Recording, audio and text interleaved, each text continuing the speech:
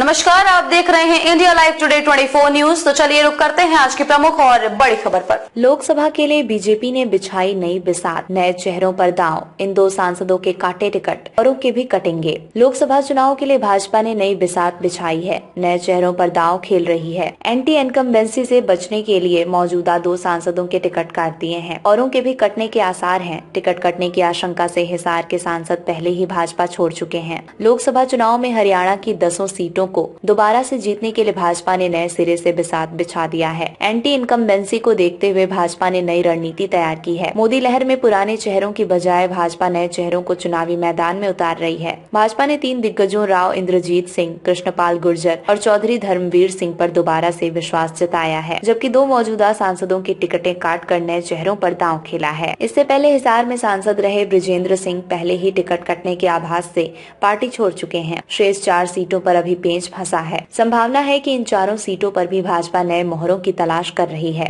ऐसे में मौजूदा सांसदों की टिकट कटना लगभग तय है। तीसरी बार मोदी को प्रधानमंत्री बनाने के लिए भाजपा ने हरियाणा की 10 लोकसभा सीटों को जीतने का लक्ष्य रखा है।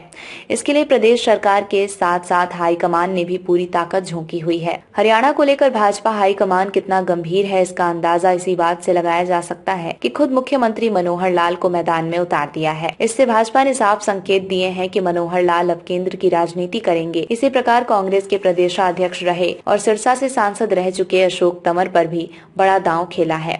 अभी हुड्डा के गढ़, रोहतक और सोनीपत में प्रत्याशी फाइनल करने पर पेंच फंसा हुआ है। यहाँ से अरविंद शर्मा और रमेश कौशिक सांसद हैं। सोनीपत सांसद की एक सीडी सोशल मीडिया में आने के बाद से उनका टिकट कटना तय है। इसके अलावा अरविंद शर्मा की सीट बदली जा सकती है, उनको सोनीपत भेजा जा सकता है। रोहतक में अभिनेता रणदीप हुड्डा का नाम चल रहा है। इसी प्रकार कुरुक्षेत्र और हिसार में भी पेंच फंसा है। कुरुक्षेत्र से आप पहले ही सुशील मोदी को उतार चुकी है। भाजपा उद्योगपति नवीन जिंदल को उतारने की तैयारी में है, लेकिन अभी तक इसे अंतिम रूप नहीं दिया जा सका है। हिसार से कुलदीप बिश्नोई के नाम की चर्चा है। जजपा से भाजपा का गठबंधन हिसार और भिवानी सीट को लेकर टूटा है। जजपा दोनों सीटें अपने खातों में मांग रही थी, लेकिन भाजपा ने इनकार कर दिया। संभावना है कि इसी सप्ताह में शेष 4 सीटों पर भी प्रत्याशी घोषित कर दिए जाएंगे। रैली और सर्वे से तय होती टिकटें। भाजपा हाईकमान ने सांसदों के रिपोर्ट कार्ड के हिसाब से टिकटें दी हैं। पिछले साल हाईकमान के आदेश पर सभी सांसदों ने रैलियां की थीं, जिसमें केंद्रीय मंत्री शामिल रहे थे। रैलियों में जुटी भीड़ के आधार पर सांसदों को अंक दिए गए। इसके अलावा आंतरिक सर्वे कराया गया। इसमें सुनीता दुग्गल और संजय भाटिया की रिपोर्ट खराब मिली। क्षेत्र में कम सक्रियता और एंटी इनकम्बेंसी के चलते दोनों को टिकटें नहीं दी गयी। पिछली बार संजय भाटिया ने 6.50 लाख वोटों से जीतकर रिकॉर्ड बनाया था। राव का नहीं मिला तोड़। वहीं भाजपा को अहिरवाल से राव इंद्रजीत का कोई तोड़ नहीं मिला, इसलिए उनको तीसरी बार मैदान में उतारा है। इसी प्रकार कृष्णपाल गुर्जर और धर्मवीर सिंह को जातीय समीकरणों को बैलेंस करने के लिए मौका दिया है। अंबाला से रतन लाल कटारिया की पत्नी को टिकट देकर भाजपा ने इमोशनल कार्ड खेला है। कटारिया के निधन के बाद भाजपा को उम्मीद है कि मोदी लहर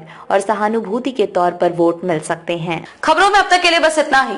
फिर होगी आपसे मुलाकात ऐसी किसी बड़ी और खास खबर के साथ। तब तक के लिए नमस्कार और देखते रहिए इंडिया लाइव टुडे 24 न्यूज।